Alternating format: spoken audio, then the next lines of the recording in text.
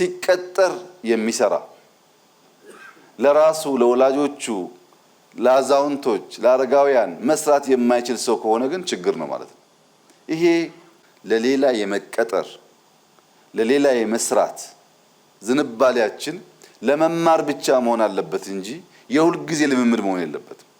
በጣም የሚያሳዝነውና የሚያስደንቀው ነገር ኢትዮጵያ ውስጥ በርካታ ፕሮጀክቶች አሁን ይሰራሉ።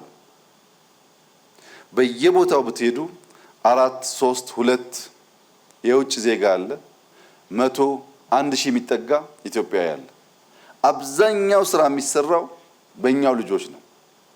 እነዚህ ልጆች ስራ ችለዋልና ጠቅልለው ስራውን ደግሞ ይውሰዱ ሲባል ሲቀጠሩ በሚሰሩት ልክ ስራውን ሲወስዱ አይሰሩትም።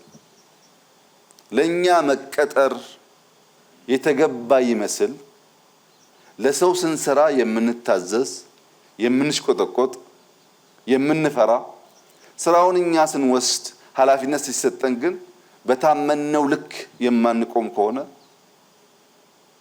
ምናስበውን ብልጽግና ማረጋገጥ እንቸገራለን። የማናቃቸው በጣም በርካታ ነገሮች አሉ። ከሚያውቁ ተጠግተን መማር ተገቢ ነው። ከሌሎች ጋር ሰርተን መማር ተገቢ ነው።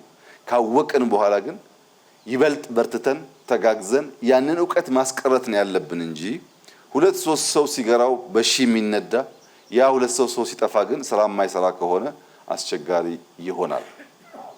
ወጣቶች ተሰፍሮ ተለክቶ የተሰጣችሁ ዘመን አለ።